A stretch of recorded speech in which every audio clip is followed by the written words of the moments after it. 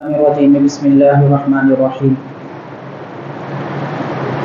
وليمحص الله الذين آمنوا ويمحق الكافرين صدق الله العظيم وقال الله تعالى في شأن حبيبه إن الله وملائكته يصلون على النبي يا أيها الذين آمنوا صلوا عليه وسلموا تسليما اللهم صل على سيدنا محمد وعلى آله وصحبه أفضل صلواتك وعدد معلوماتك وبارك وسلم.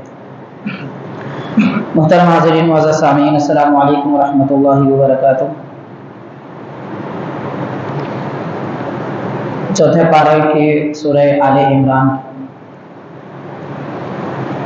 آیت نمبر 142 اور 41، اس کے بعد ایک اور آیت انشاءاللہ تعالی اس کی تفسیر آج آپ کے گوشے گزار کی جائے گی. اللہ تبارک و تعالی نے یہ ارشاد فرمایا ایمان والوں سے کہ جو حضرات پہلے یہودی تھے، بعد میں ایمان لائے، نبی پاک صلی اللہ علیہ وسلم پر اسلام میں داخل ہوئے، ان کو ان کے یہودی دوست تکلیف دیا کرتے تھے اور انہیں ستایا کرتے تھے، تانا دیا کرتے تھے. تو ان کے تانوں سے اور ان کے اعتراضات سے یہ لوگ ڈر رہے تھے. تو اللہ تبارک و تعالیٰ نے ان سے فرمایا اگر تم کو کوئی رنج، غم یا کسی قسم کے تانے اگر تکلیف دے تو یہ تم سے پہلے والے لوگوں کو بھی ایسے حالات کا سامنا کرنا پڑا ہے. یعنی دین اسلام یہ ایک عظیم دولت ہے. اس عظیم دولت کو پانے کے لیے آسانیاں نہیں بلکہ مشکلات کا سامنا کرنا پڑتا ہے. اور ایمان لانے کے بعد زندگی خوشحالی کے ساتھ گزرے گی ایسی تمنائیں مت رکھیے، بلکہ مشکلات اور مصیبتوں کا سامنا کرنے کے لیے تیار ہو جائیے. تو پچھلی آیت میں اس کی وضاحت کی گئی تھی، پچھلی مرتبہ یہ آیت پاک کی. اب اللہ تعالیٰ یہ فرما رہا ہے کہ وَلِيُمَحِّصَ اللَّهُ الَّذِينَ آمَنُوا وَيَمْحَقَ الْكَافِرِينَ، اور ضرور اللہ تعالیٰ ان لوگوں کو آزما کر جدا کر دینا چاہتا ہے جو ایمان لائے ہیں، اور جنہوں نے اللہ کا انکار کیا اللہ تعالیٰ انہیں مٹا دینا چاہتا ہے.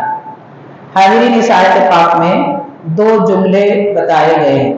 ایک میں یہ ارشاد فرمایا اللہ تعالیٰ ایمان والوں کو آزمانا چاہتا ہے. حاضرین، آزمائش ایک بڑا امتحان ہوتا ہے، اور آزمائش میں جو لوگ کامیاب ہوتے ہیں ان کے لیے انعامات ہوتے ہیں، اکرامات ہوتے ہیں. یعنی بغیر آزمائش اور بغیر امتحان کے کسی قسم کی کوئی نعمت یا پھر انعام و اکرام نہیں ملنے والا ہے.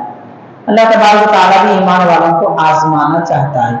حاضرین، ساتھ میں یہ بھی ارشاد فرمایا جو دین کے دشمن ہیں، کفار ہیں، مشرکین ہیں، اور جو دین اسلام کو مٹانا چاہتے ہیں، خالق کائنات انہیں مٹا دیتا ہے. تو اس آیت پاک میں دو بشارتیں دی گئی ہیں. ابھی آزمائش کا معنی کیا ہے، کس طریقے سے آزمایا جاتا ہے، اس کے متعلق علماء اکرام نے، مفسرین نے یہ ارشاد فرمایا دراصل اللہ تبارک و تعالیٰ ایمان والوں کے دلوں کو پاک کرنا چاہتا ہے اور انہیں گناہوں سے دور رکھ کر انہیں پاک و صاف فرمانا چاہتا ہے. اور اس کے بعد یہ بھی ارشاد فرمایا کہ خالق کائنات ہر ایک غم اور مصیبت جو مومن کو پہنچتی ہے اس کے بدلے میں ان کو نعمت عطا فرمانا چاہتا ہے.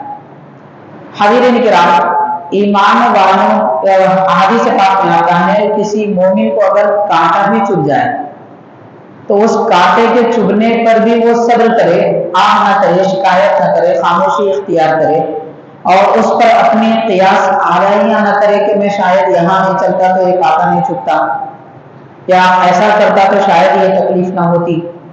اس قسم کا کوئی خیال اپنے دل میں نہ آئے. بس یہ سمجھے حقیقی کا احساس اللہ تبارک و تعالیٰ ہے، اس کے ارادے اور مرضی کے بغیر کوئی کام نہیں ہوتا. رب نے ارادہ فرمایا، تکلیف ہوئی، اس تکلیف پر صبر کرے تو اللہ تبارک و تعالیٰ صبر کرنے والوں کو بھی اجر عطا فرماتا ہے، اس کے بدلے میں انہیں نیکیاں بھی دیتا ہے اور ان کی خطائیں بھی معاف فرما دیتا ہے. حاضرین کرام، اس کے متعلق ایک حدیث پاک ہے، حضور نبی کریم صلی اللہ علیہ وسلم نے فرمایا اشد البلاء अशद्दुल बलाइ अल अंबिया सुम्मल औलिया सुम्मल अमसलु फल अमसल, यानी सबसे ज्यादा आजमाइश में और मुसीबत में अंबिया किराम होते हैं, फिर अंबिया किराम के बाद औलिया अल्लाह होते हैं, फिर औलिया के बाद आम मोमिन होते हैं। ये किस किस्म की आजमाइश की बात की जा रही है? दोनों तरह की आजमाइशें हैं। एक तो वो आजमाइश जो बंदे और रब के दरमियान होती है, और एक वो आजमाइश जो बंदे और बंदों के दरमियान होती है। मिसाल के तौर पर दुनिया में जितने भी अंबिया इकराम तशरीफ लाए, हर नबी उनकी शान ये होती है कि वो अल्लाह ताला के बेइंतहा करीब होते हैं और खालिक कायनात की मोहब्बत में इतने मुस्तगरक होते हैं, डूबे हुए होते हैं कि उनको दुनिया की तरफ तवज्जो करनी नहीं होती। लेकिन उसके बावजूद अंबिया किराम को अल्लाह तबारक व तआला ने कौम की हिदायत के लिए भेजा है, और वो लोगों पर भी नजर रखें, अल्लाह ताला के याद में भी मसरूफ रहे। ये दोनों काम इंतहाई मुश्किल है। तो अंबिया किराम इस मरहले में होते हैं। उसको आप यूं समझ लीजिए मिसाल के तौर पर कि कोई आदमी अपने काम में मसरूफ है।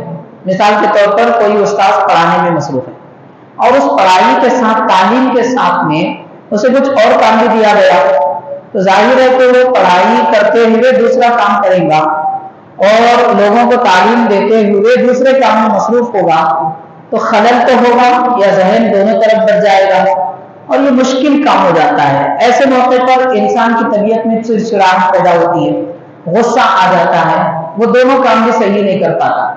लेकिन अल्लाह ताला ने अपने नबियों और रसूलों को ये शान अता फरमाई है, वो खालिक कायनात की मोहब्बत में भी मुस्तगरक रहते हैं और मखलूक की हिदायत का काम भी करते हैं। ये सबसे बड़ी आजमाइश का मरहला है। इसलिए हुज़ूर नबी करीम सल्लल्लाहु अलैहि वसल्लम ने फरमाया, जो जामे तिर्मिज़ी की हदीस शरीफ है, कि सबसे ज्यादा आजमाइश में अंबिया किराम होते हैं, उनके बाद औलिया अल्लाह होते हैं। इसलिए कि अंबिया हो या औलिया, रब की इबादत और जिक्र के साथ उनके बाल बच्चे, घर बार, रिश्तेदार, अकारीब, ये सारे उमूर उनसे लगे हुए होते हैं। तो उन सब की तरफ तवज्जो करना, माँ बाप का हक देना, औलाद का हक देना और पड़ोसियों का हक अदा करना, ये सब अदा करते हुए हमतन इबादत में मसरूफ होना।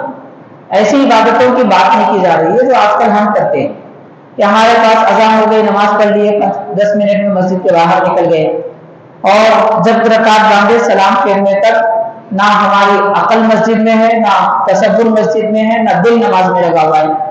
ये इस तरह की इबादतों की बात नहीं की जा रही है। वो इबादतें जो अंबिया की है, वो इबादतें जो औलिया अल्लाह की हैं, उन इबादतों में इन्हिमाक होता है, तवज्जो होती है, अल्लाह ताला की रहमत की तरफ लव लगी हुई होती है।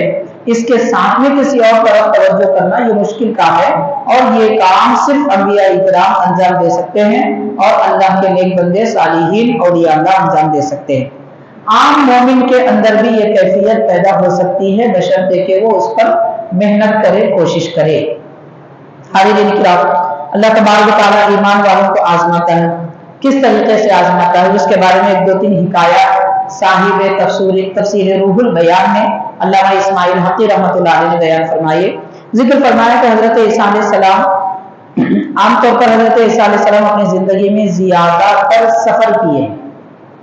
आपका ज्यादा वक्त सफर में गुजरा है, यानी आप एक मंजिल से दूसरी मंजिल तक पहुंचकर लोगों को हिदायत की तरफ बुलाते थे, ये काम आपका था। तो आप सफर में थे, एक पहाड़ के रास्ते से गुजर रहे थे, वहां पर देखा कि कोई इबादत गुजार बंदा अल्लाह ताला की इबादत में मुनहमिक है, और वो उसने इबादत के लिए एक ऐसी जगह का इंतखाब किया कि जहां पर पानी की नहर बह रही है, और साथ ही साथ उस पानी के जरिए वो एक जमीन को आबाद किया और वहां पर खेती वगैरह करने लगा, बाग को उसने आबाद किया। हजरत ईसा अलैहिस्सलाम ने उससे फरमाया कि तुम यहाँ कितने सालों से इबादत कर रहे हो?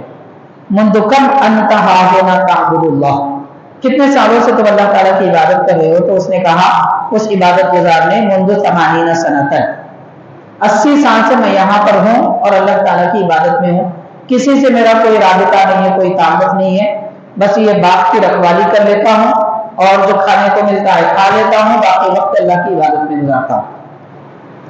और उसके बाद उस इबादत गुजार ने कहा कि मैं 80 साल से अल्लाह के दरबार में एक दुआ मांग रहा हूँ, मेरी एक हाजत है, ज़रूरत है, मगर वो हाजत 80 साल गुजर चुके हैं, पूरी नहीं हुई। हजरत मूसा अलैहिस्सलाम ने फरमाया कि वो कौन सी तेरी हाजत है? तो उस इबादत गुजार ने कहा, बस कोई बड़ी बात नहीं है, मैं इतना चाहता हूँ अयस्कुन क़ल्बी ज़र्रतुन मिन मारिफतिही व महब्बतिही फला यफ़अल। मैं अल्लाह से ये दुआ कर रहा हूँ कि परवरदिगार मेरे दिल में तेरी मारिफत और तेरी मोहब्बत का एक जर्रा ठिकाना कर ले, एक जर्रा तेरी मोहब्बत और मारिफत का ठिकाना कर ले, मतलब मुझे तेरी पहचान का एक जर्रा अता फरमा। खालिक़ कायनात की मारिफत बड़ी दौलत है और अल्लाह ताला की मारिफत जिसको हासिल हो जाती है वो आरिफ बिल्लाह कहलाता है, दुनिया से किनारा कश हो जाता है और उसका दिल सारी कायनात के लोगों में सबसे पाक दिल होता है। तो अल्लाह की मारिफत उसको पहचानने की मैं कोशिश कर रहा हूँ। जैसा कि इस वक्त दुनिया में हर इंसान अपने मकाम की अपने बात की पहचान में लगा हुआ है, जो जिस हुनर में है वो उसके और ज्यादा गहराई में, उसके ज्यादा डीप में जाने की कोशिश करता है, उसे जानने की कोशिश करता है। बंदे का काम यह है कि वो अल्लाह ताला को जाने, अल्लाह ताला को पहचाने। अगर ये खालिक़ कायनात की मारिफत और उसकी मोहब्बत मुसलमान बंदे को हासिल ना हो तो फिर उसे कुछ भी हासिल नहीं हुआ। इसलिए वो कह रहे हैं कि मैं 80 साल से ये दुआ कर रहा हूँ, लेकिन अल्लाह ताला ने मेरी ये दुआ कबूल नहीं की। तो हजरत ईसा अलैहिस्सलाम ने उस नहर से वुजू किया और 2 रकात नमाज अदा किए और अल्लाह के दरबार में दुआ की कि परवरदिगार, ये तेरा बंदा 80 साल से तेरी मारिफत तलब कर रहा है, तेरी मारिफत और मोहब्बत का एक जर्रा उसे अता फरमा दे। हाज़रीन, ये बुनियादी अकीदा है दीन इस्लाम का। नबियों की दुआ अल्लाह ताला रद्द नहीं फरमाता, खास तौर पर नबी पाक रहमतुल लिल आलमीन सल्लल्लाहु अलैहि वसल्लम की दुआ कभी रद्द नहीं फरमाता। हजरत ईसा अलैहिस्सलाम ने दुआ की और वहां से आप निकल गए, लेकिन फिर चंद सालों के बाद आपका गुजर उसी मकाम से हुआ तो देखा कि अब ना वो नहर है और ना ही वो बाग है, बल्कि सब सूख चुका है और उजाड़ पड़ा हुआ है। ये देखकर हजरत ईसा अलैहिस्सलाम ने अल्लाह ताला से दुआ की कि परवरदिगार, यहाँ जो तेरा बंदा था, तेरी इबादत में मसरूफ था, वो कहाँ है और वो नेमतें कहाँ है? रब ताला ने फरमाया, ऐसा आपने तो दुआ की थी कि उसको मैं अपनी मारिफत दूं, तो मैंने उसे अपनी मारिफत दे दी, तो वो ये जगह छोड़कर चला गया। और उसके बाद रब ताला ने फरमाया कि जिसके दिल में मेरी मारिफत और मोहब्बत आ जाती है उसकी दुनिया खराब हो जाती है, उसकी दुनिया उजड़ जाती है। तो पता चला कि अगर हमारी दुनिया बनी हुई है, इसका मतलब यह है कि ना हमको अल्लाह की मोहब्बत से ताल्लुक है, ना उसकी मारिफत से ताल्लुक है।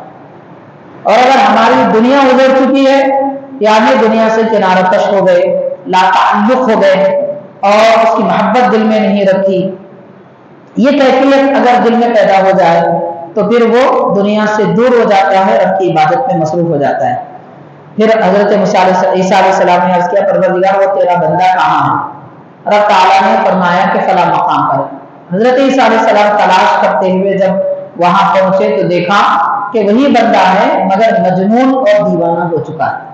उसका हाल ये है कि उसका मुंह खुला हुआ है, होंठ नीचे लटक रहे हैं और मुंह से लुआब निकल रहा है और वो बस बेहोशी की कैफियत में है। आंख खुली है, वो बाहयात है, जिंदा है, सांस ले रहा है, मगर उसे एहसास नहीं। हजरत ईसा अलैहिस्सलाम उसके करीब गए, सलाम किया, लेकिन उसने सलाम का जवाब नहीं दिया। हजरत ईसा अलैहिस्सलाम करीब गए, उसे हरकत दी, मगर उसकी हरकत का कोई फायदा नहीं हुआ। रब के दरबार में अर्ज करते हैं तो परवरदिगार फरमाता है कि ऐ मूसा, ऐ ईसा, जिसके दिल में मेरी मारिफत और मोहब्बत ने अपना ठिकाना कर लिया है और एक जर्रे से कम मैंने उसे अपनी मारिफत दी है, तो उसका ये हाल है कि आप अगर उसे काट दें, फाड़ दें, तो भी उसे एहसास नहीं होगा। वो बंदा उस कैफियत में बैठा हुआ था कि ना किसी के छूने का एहसास है, ना किसी के हिलाने का एहसास है, ना हरकत करने का एहसास है। उसके बाद अल्लाह ताला ने फरमाया, अगर एक जर्रे से बढ़कर मैं उसे मेरी मारिफत देता तो वो आसमानों में बस उड़ता रहता, उस मोहब्बत और मारिफत की खुशी में बस आसमानों में उड़ता रहता। ये कैफियत होती है। तो अल्लाह ताला ये फरमा रहा है कि अल्लाह तबारक व तआला ईमान वालों को आजमाना चाहता है, اور رب تعالیٰ جب اپنی محبت دے کر آزمائے گا تو اس کا نتیجہ یہ نکلے گا کہ دنیا کی محبت مومن کے دل سے نکل جائے گی۔ تو حاضرین کرام، خالق کائنات نے اس آیت پاک کے بعد میں پھر دوبارہ ارشاد فرمایا، ام حسبتم ان تدخلوا الجنۃ، اے لوگو، اے ایمان والو، تم کیا سمجھتے ہو کہ تم جنت میں داخل ہو جاؤ گے؟ وَلَمَّا يَعْلَمِ اللَّهُ الَّذِينَ جَاهَدُوا مِنكُمْ وَيَعْلَمَ الصَّابِرِينَ، جبکہ اللہ تبارک و تعالیٰ نے تم ایمان والوں میں سے جو کوشش کر رہے ہیں ان کو ابھی آزمایا نہیں ہے، اور اللہ تعالیٰ نے صبر کرنے والوں کو بھی نہیں آزمایا ہے۔ یعنی خالق کائنات ایمان والے بندوں کو مصیبتوں میں گرفتار فرما کر انہیں آزمانا چاہتا ہے۔ حاضرین کرام، آج اللہ تعالیٰ نے ہم کو ایمان کی ایک شمع یا ایمان کا ایک شعلہ تو ہمارے دل میں باقی رکھا، اس کی نورانیت کا کچھ حصہ تو ہمارے دل میں موجود ہے، لیکن شکر ہے پروردگار کا کہ ہم آزمائے نہیں جا رہے ہیں۔ آج کا مسلمان ہر بات پر شکایت کرتا ہے، بیمار ہو جائے تو شکایت، دولت نہ ملے تو شکایت، کاروبار میں کمی ہو تو شکایت، گراہک کم آ جائے تو شکایت، کچھ بھی ہو جائے شکایت۔ ہم ویسے آزمائے نہیں جا رہے ہیں جیسے پچھلے زمانے میں مسلمانوں کو آزمایا گیا تھا۔ بالکل ابتدائی دور کی اگر بات کی جائے تو صحابہ کرام 313 ان کو مارنے کا حکم دیا اللہ تعالیٰ نے کہ تم اپنے دشمنوں کو قتل کرو، کیونکہ وہ تمہیں قتل کرنا چاہتے ہیں۔ تو جن سے لڑائی سب سے پہلے مسلمانوں کی ہوئی تھی وہ کون تھے؟ کسی صحابی کے ماموں تھے، کسی صحابی کا باپ تھا کافر، اور کسی صحابی کا چچا تھا، یہاں تک کہ حضرت سیدنا ابو بکر صدیق رضی اللہ تعالی عنہ کے بیٹے حضرت عبداللہ رضی اللہ جو ابھی ایمان نہیں لائے تھے، وہ جنگ بدر میں حضرت صدیق اکبر سے لڑتے تھے، میدان جنگ میں یہ کیفیتیں تھی۔ تو اس طریقے سے تو ہم کو آزمایا نہیں گیا، یعنی ہم کو یہ حکم نہیں دیا گیا کہ تم نمازی ہیں تو تمہارا بیٹا اگر بے نمازی ہے تو گھر سے نکال دو، تم نمازی ہیں اگر تمہاری بیوی بے نمازی ہے اور زکات نہیں دیتی تو تم اس سے دور رہو، ایسا حکم تو نہیں دیا گیا۔ کہاں کہ ہم آزمائش میں ہیں، ماشاءاللہ راحتوں میں ہیں، نعمتوں میں ہیں، اللہ تعالیٰ کی خوب رحمتوں میں زندگی گزار رہے ہیں، لیکن اس کے باوجود ناشکری آج ایمان والوں کی عادت ہو چکی ہے۔ اس لیے شکر ادا کرنا چاہیے پروردگار کا۔ جیسا کہ حاضرین، حضرت عمر رضی اللہ تعالی عنہ فرماتے ہیں کہ ایک مرتبہ آپ کو کاروبار میں نقصان ہوا، آپ جو تجارت کر رہے تھے اس میں نقصان ہوا، تو آپ فرماتے ہیں اللہ تعالیٰ کا میں شکر کرتا ہوں۔ نقصان ہونے پر شکر کر رہے ہیں۔ دیگر صحابہ کرام نے پوچھا کہ یہ کوئی شکر کا موقع ہے؟ تو فرماتے ہیں کہ ہاں، میں اس لیے اللہ کا شکر کر رہا ہوں کہ یہ جو مصیبت آئی ہے یہ دنیا میں آئی، میرے دین میں نہیں آئی، یعنی میرے دل میں کوئی برا عقیدہ نہیں آیا، میں نے نماز نہیں چھوڑی، کوئی حرام کام نہیں کیا، کوئی غلط کام نہیں کیا، تو رب نے میرے دین کو محفوظ رکھا، اس لیے میں شکر کرتا ہوں۔ تو دنیا کی مصیبت آتی ہے تو بھی شکر کرنا چاہیے، یہ ہمارے اکابر اور بزرگوں کا طریقہ ہے۔ اور دوسری بات آپ یہ ارشاد فرماتے ہیں کہ جو بھی مصیبت ہے یہ مصیبت ہیٹ ہے، کم ہے، اگر اس سے بڑھ کر مصیبت آتی تو میں برداشت نہیں کر پاتا، اس لیے اللہ کا شکر کرتا ہوں کہ رب نے مجھے چھوٹی مصیبت میں آزما لیا، چھوٹی مصیبت سے میں امتحان کی گھڑیوں سے گزر گیا۔ حاضرین کرام، ایمان والوں کے اندر یہ کیفیت ہونی چاہیے۔ تو رب تعالیٰ فرماتا ہے کہ ابھی صبر کرنے والوں کو آزمایا نہیں گیا، تم میں کوشش کرنے والوں کو ابھی آزمایا نہیں گیا۔ جیسا کہ حضرت موسیٰ علیہ السلام کے زمانے میں جو خاتون تھی حضرت آسیہ رضی اللہ تعالیٰ عنہ، حاضرین، ان کا حال یہ تھا کہ ان کے دودھ پیتے بچوں کو فرعون نے ان کے سینے پر رکھ کر ذبح کر دیا تھا۔ ایک ماں کے سینے پر بچوں کو ذبح کر دیا جا رہا ہے تو ان پر کیا گزری ہوگی۔ اور ایک جگہ آتا ہے کہ بڑے لوہے کی کنگھی بنائی گئی اور اس کو آگ میں جلا کر ان کے سر پہ پھیر دی گئی، صرف اس لیے کہ تم فرعون کو خدا کہو، اللہ کو ایک نہ مانو۔ کیا ہم ایسی مصیبتوں سے گزر رہے؟ اللہ تعالیٰ کا شکر ہے کہ مصیبتوں سے ہمیں آزمایا نہیں ہے، اگر ویسی مصیبتیں آتی تو پھر ایمان کہاں رہتا؟ معمولی سی مصیبت پر آج لوگ نعوذ باللہ استغفر اللہ صحیح عقیدہ چھوڑنے کو تیار ہے، عبادتیں ترک کرنے کو تیار ہے۔ بات تو بڑے تعجب کی بات ہے کہ ایسی تربیت کی جا رہی ہے، آج کی نوجوان نسل دین اسلام کو چھوڑنے کو تیار ہے، محض کسی منحوس آدمی کی خاطر یا پھر کسی منحوس لڑکی کی خاطر کوئی اپنا دین بیچ رہا ہے۔ اتنے تعجب کی بات ہے، آخر ایمان اہل ایمان کے گھروں سے کہاں چلے گئے؟ تو تربیت ماں باپ کا کام ہوتا ہے کہ وہ اپنی اولاد کی تربیت دین اسلام کی محبت پر کرے۔ اس کے بعد رب تعالیٰ نے فرمایا وَلَقَدْ كُنْتُمْ تَمَنَّوْنَ الْمَوْتَ مِنْ قَبْلِ أَنْ تَلْقَوْهُ فَقَدْ رَأَيْتُمُوهُ وَأَنْتُمْ تَنْظُرُونَ۔ اس آیت پاک میں بتایا جا رہا ہے کہ اے ایمان والو، جب میدان جنگ میں، جب غزوہ بدر میں تم آئے تھے تو بدر کے میدان میں تم نے یہ تمنا کی کہ کاش مجھے شہادت مل جائے۔ اہل بدر میں جتنے صحابہ کرام تھے ہر یہی تمنا کے ساتھ آتے تھے کہ جان چلی جائے اللہ کی راہ میں۔ اور حاضرین کرام، آج کا مسلمان جان تو بڑی بات ہے، وہ کیا دے سکتا ہے؟ جان دینے کی استطاعت کس کے پاس؟ اللہ تعالیٰ کے دین کے لیے 1-2 گھنٹے کی نیند قربان نہیں کر سکتے، رب تعالیٰ کی رحمت اور اس کی رضا کے لیے نماز فجر اور تہجد میں جاگ نہیں سکتے، جو اپنے وقت اور نیند کی قربانی نہیں دے سکتا، وہ آج کا مسلمان ہے۔ اور وہ اس زمانے کے مسلمان تھے کہ اپنی جان بھی قربان کر دیتے تھے، اپنا مال بھی قربان کر دیتے تھے، ہر طرح کی مصیبت برداشت کر لیتے تھے۔ تو یہ کیفیتیں تھی ان بزرگان دین کی۔ تمنا یہ رہتی تھی کہ میدان بدر میں اور جنگ کے میدان میں میری جان چلی جائے، اللہ کی راہ میں شہید ہو جاؤں، شہادت کا جام پینے کے لیے کوشش کیا کرتے تھے۔ آخر یہ شہادت کے جام میں ایسی کیا لذت ہوتی ہے؟ حضرت جابر رضی اللہ تعالیٰ عنہ کے والد گرامی، صحیح بخاری شریف کی حدیث ہے کہ جب ان کی شہادت ہوئی، انہوں نے خواب میں اپنے والد محترم کو دیکھا۔ نبی پاک صلی اللہ علیہ وسلم کی خدمت میں آئے، عرض کرنے لگے کہ حضور میں نے اپنے والد کو خواب میں دیکھا ہے اور وہ یہ کہہ رہے ہیں کہ رب تعالیٰ نے مجھے فرمایا کہ تم کیا چاہتے ہو؟ جب وہ دنیا سے گئے، شہادت کا جام نوش کر لیے، تو رب نے فرمایا تم کیا چاہتے ہو؟ تو انہوں نے عرض کیا ہے پروردگار مجھے دنیا میں دوبارہ بھیج، یعنی دنیا میں جانے کی تمنا ہے۔ رب نے فرمایا کیوں؟ تو عرض کرتے ہیں پروردگار میں نے تیری راہ میں جو گردن کٹائی ہے اور موت کو گلے لگایا ہے، اس میں اتنی لذت ہے کہ وہ لذت پھر دوبارہ میں پانا چاہتا ہوں۔ تو حاضرین، شہادت میں ایسی لذت ہوتی ہے۔ رب نے فرمایا میں نے تمہارے لیے جنت بنائی ہے۔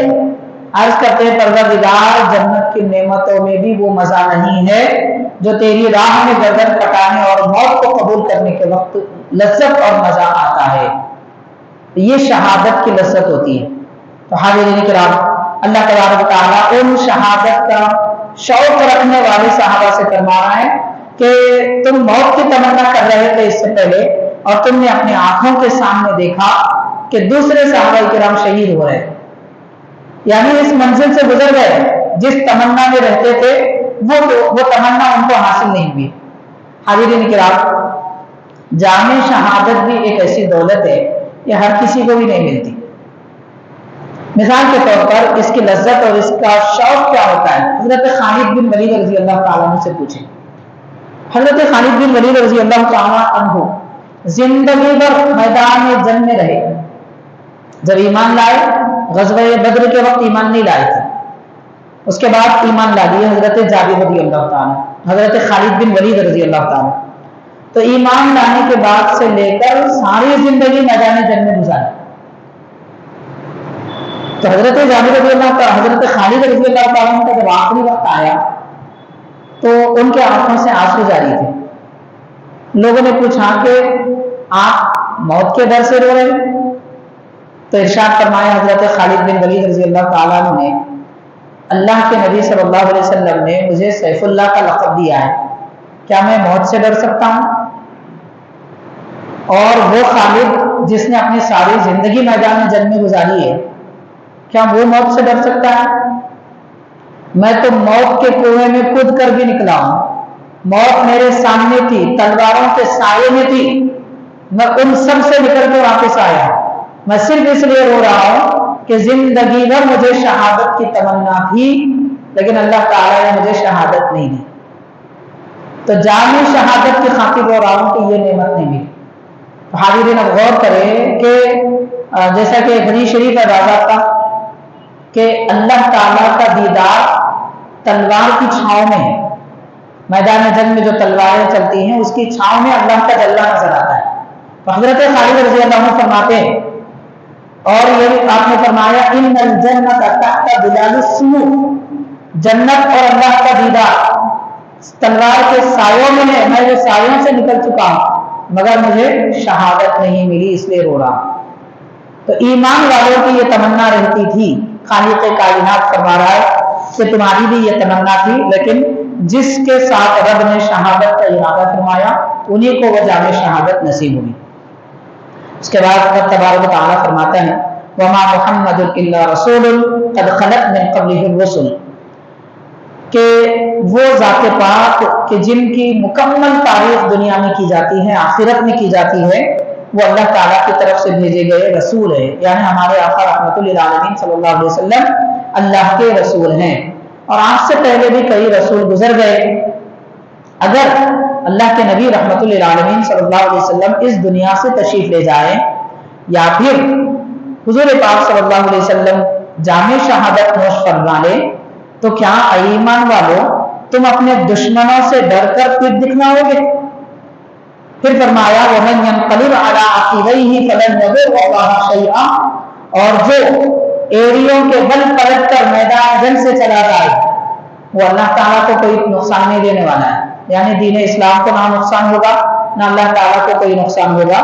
وَسَيَجْزِي الشَّاكِرِينَ، اللہ تبارک و تعالیٰ شکر کرنے والے بندوں کو بہترین بدلہ عطا فرماتا ہے۔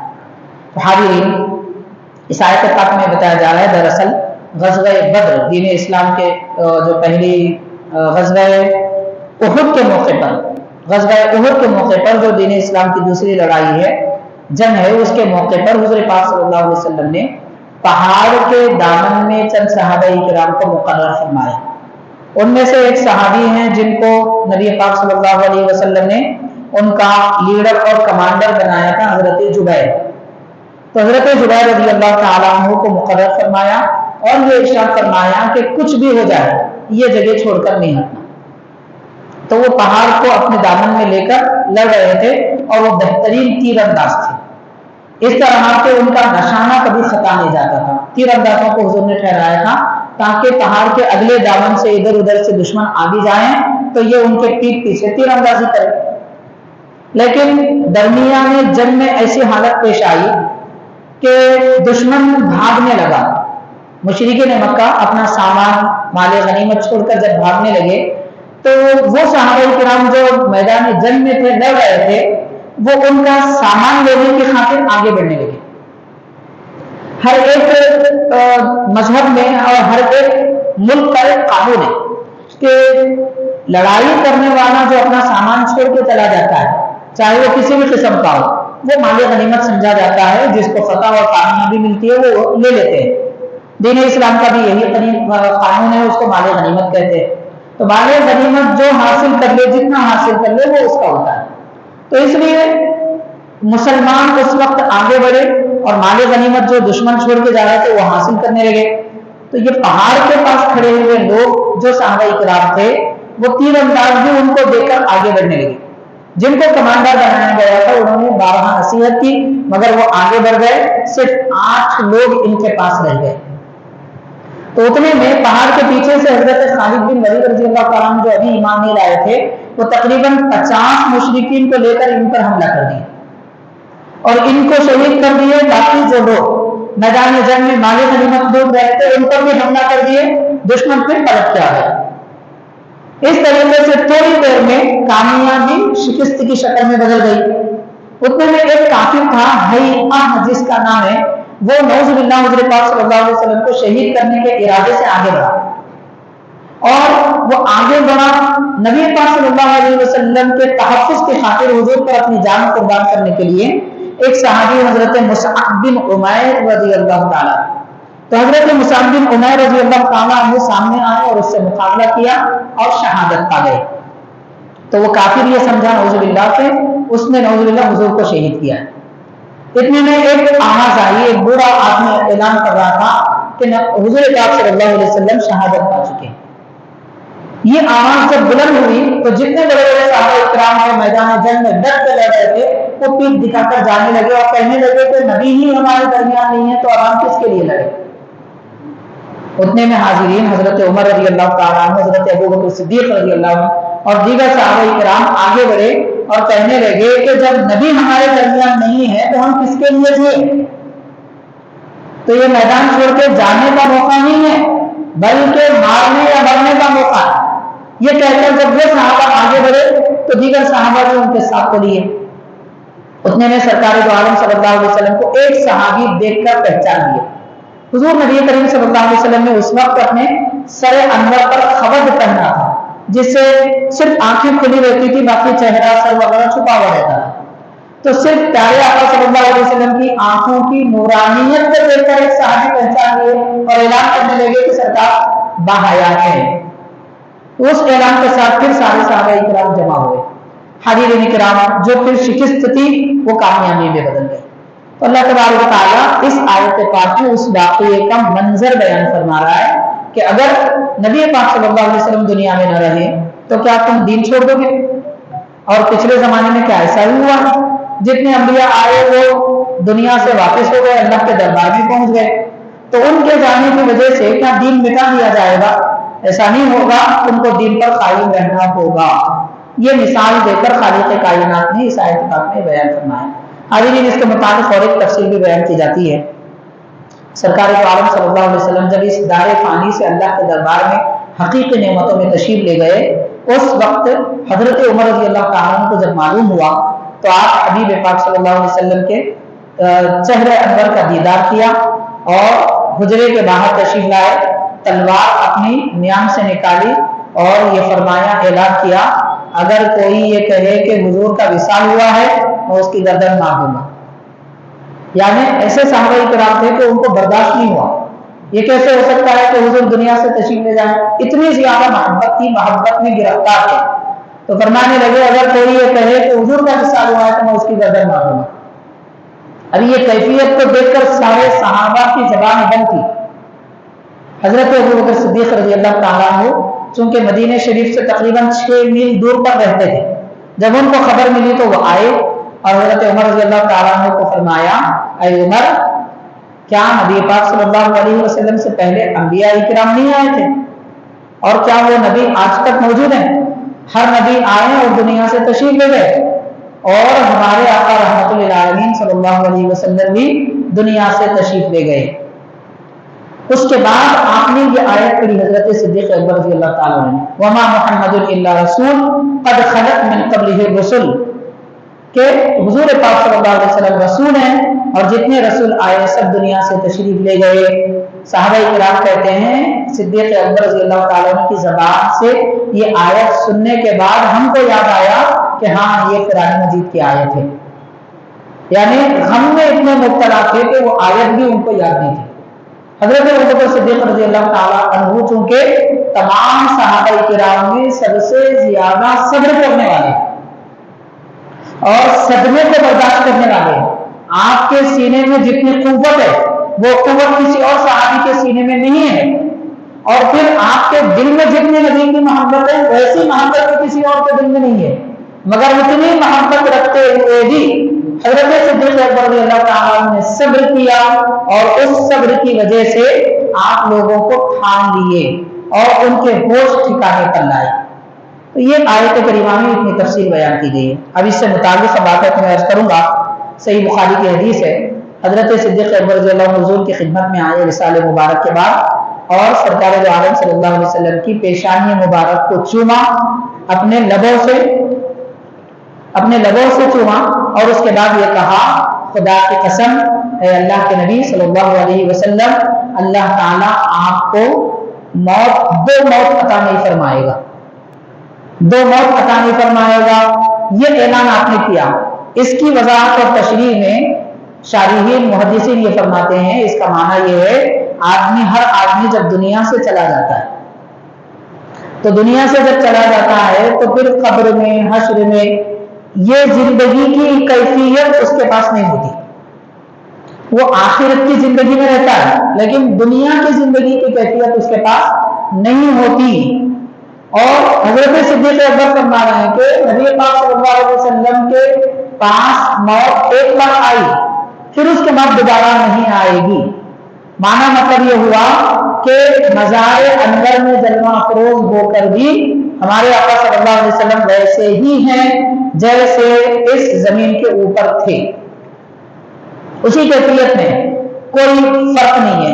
اسی لیے بڑے بڑے بزرگوں نے جیسے حضرت شاہ عبدالحق محدث دہلوی رحمۃ اللہ علیہ آپ نے لکھا ہے اور حضرت محدث ذکر عبداللہ شاہ نقشبندی رحمۃ اللہ علیہ یہ حضرات نے لکھا ہے ہر انسان کا ایک جسم دنیا میں ہوتا ہے اور ایک جسم موت کے بعد ہوتا ہے. موت کے بعد جو جسم ہوتا ہے اس کو جسم مثالی کہتے ہیں. مثالی جسم کا مطلب مٹی آگ ہوا پانی کا بنا ہوا نہیں ہوتا. اور ہر آدمی کی روح جب یہ جسم سے نکالی جاتی ہے تو مثالی جسم میں منتقل ہوتی ہے. لیکن انبیاء کرام اور خاص طور پر ہمارے آقا رحمت للعالمین صلی اللہ علیہ وسلم پر آپ کی روح مبارک جب آپ کے جسم پاک سے نکالی گئی تو پھر اسی جسم پاک میں منتقل ہوئی. کسی کی روح دوبارہ اس کے جسم میں نہیں آتی, صرف انبیاء کرام ہیں کہ ان کے جسموں میں ان کی روح دوبارہ ڈالی جاتی ہے. تو حضرت صدیق اکبر رضی اللہ عنہ اس بات کی طرف اشارہ فرما رہے ہیں اور فرما رہے ہیں کہ اللہ تعالیٰ اے نبی آپ کو دو موت عطا نہیں فرمائے گا. ایک مقام سے تو آپ تشریف لے گئے پھر دوبارہ کبھی آپ کو موت نہیں آئے گی. اس لیے ایک شاعر نے کہا ایک لمحے کے لیے آئی تھی انہیں بھی موت پھر ہمیشہ کے لیے ان کی موت مر گئی. خالق کائنات نے ہمارے آقا صلی اللہ علیہ وسلم کو حیات جاویدانی عطا فرمائی, ہمیشہ کی زندگی عطا فرمائی. خود پیارے آقا فرماتے ہیں سنن ابن ماجہ کی حدیث شریف ہے اللہ کے نبی یا حضور خود اپنے بارے میں فرما رہے ہیں اللہ کے نبی زندہ ہیں اور اللہ تعالیٰ کے پاس رزق دیا جاتا ہے. تو ہماری حرکت و سکنت نام آبا و اجداد کے نام ہمارے اعمال نام ہر چیز سے حضور واقف ہے. یہاں تک کہ نبی پاک صلی اللہ علیہ وسلم نے فرمایا اگر کوئی درود پڑھتا ہے تو درود پڑھنے والے کی آواز مجھ تک پہنچتی ہے. دنیا کے کسی بھی خطے میں رہ کر درود پڑھے حضور پاک صلی اللہ علیہ وسلم درود پڑھنے والے کی آواز سنتے ہیں. اور یہ بھی حدیث پاک میں ہے جو بھی دنیا میں درود پڑھتا ہے جیسے وہ میری خدمت میں درود و سلام پیش کرتا ہے اللہ تعالیٰ میری روح مجھے عطا فرما دیتا ہے لوٹا دیتا ہے میں اس کے درود کا سلام کا جواب دیتا ہوں.